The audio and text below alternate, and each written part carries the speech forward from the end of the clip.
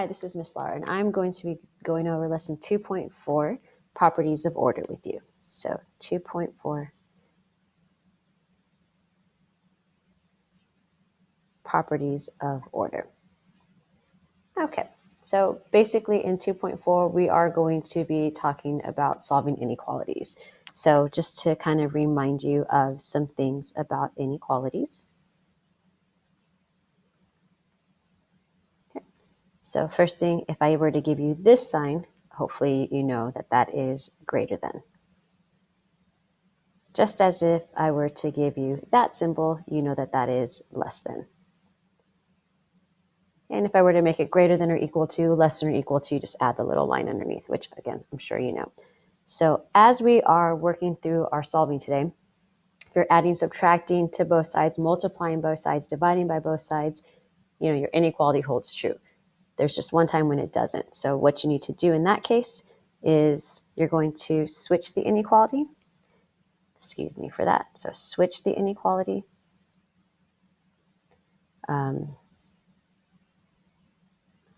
When you're multiplying or dividing.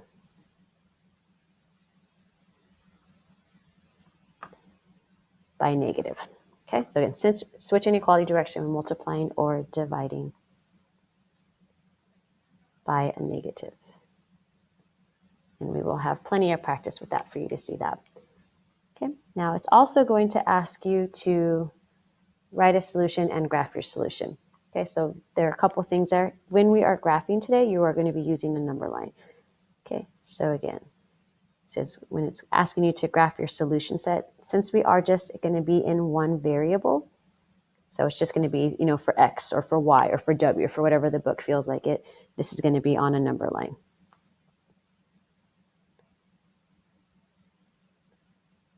Okay, the other thing is if I were to have a greater than or a less than, you should hopefully know that on your number line, it's going to have an open dot on the values. And if we were to have greater than or equal to, less than or equal to, then you're going to have a closed dot when you do the graph on those values. Okay, now there is going to be something kind of new to some of you. When we do our solution, I'm going to give you a variety of ways to write how you feel comfortable for that. So one of them is going to be interval notation. Okay, so interval notation for your solution. And so if you were to see the greater than or the less than on something, when you write your interval notation, you're going to be using parentheses. And again, when we get there, I'll explain a little bit better what that means. And finally, if you have less than or equal to or greater than or equal to, when we write our notation that way, it's going to be with brackets. And you're going to see this throughout the whole year, so you'll have plenty of practice. Okay. All right, so let's try go through a couple of examples with each other to see how that goes. So in example 1, I want you to solve and graph. And the inequality that you are given is 7 plus 6x is greater than 19. As you solve these, I would like you to always make sure that you keep your variable on the left-hand side. So I'm going to keep this 6x here.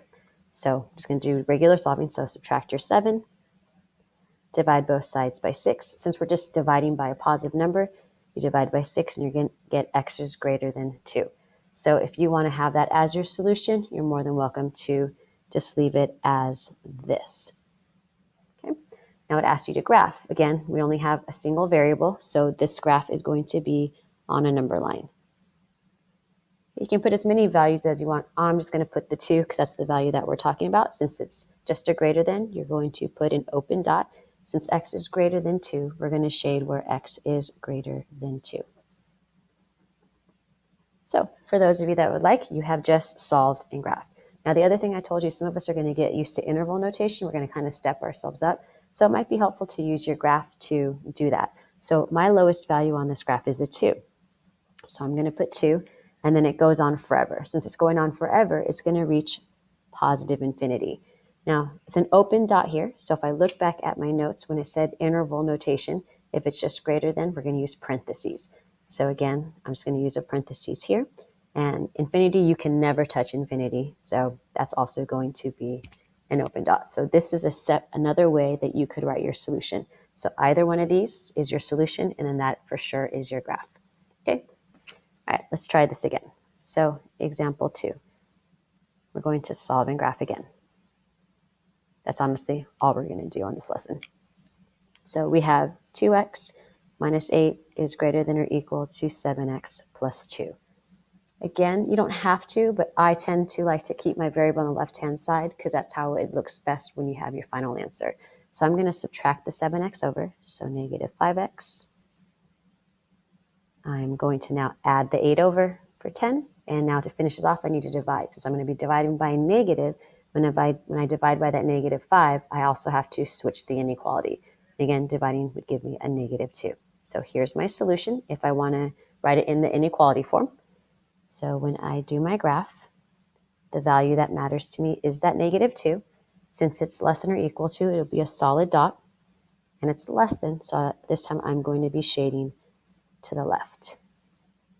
Okay. I tend to be an interval solution kind of writer, so that's how I like to write mine. So if I look at my graph, my absolute lowest value over here is negative infinity this time. So I'm going to put that first because, again, you're always going to go low to high. My highest value it comes up to is negative 2. I can never touch infinity, so there is a parentheses. Now, since I have the closed dot, as it says in the notes, you are going to use a bracket. Okay. So again, your solution is either one of these, it doesn't matter, and then there's your graph. Let's try this again. Example 3.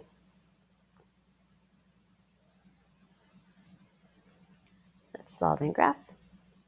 So this time I have 3 plus 4/5 p is less than negative 5.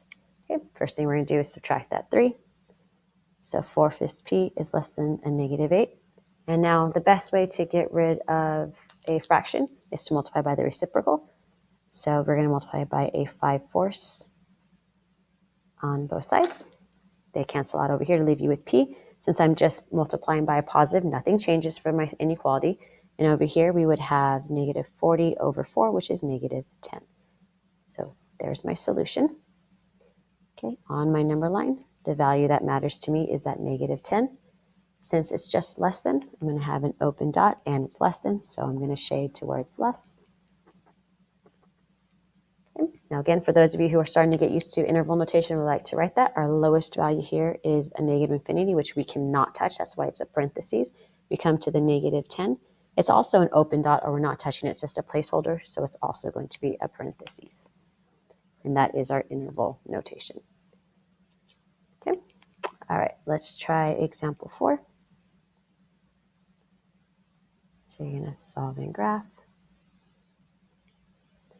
We have 4 times the quantity n minus 3 plus 3n is greater than or equal to 2n plus 8. Okay, so first thing we're going to do is distribute. So we have 4n minus 12 plus 3n greater than or equal to 2n plus 8. Combine like terms over here, so 7n minus 12.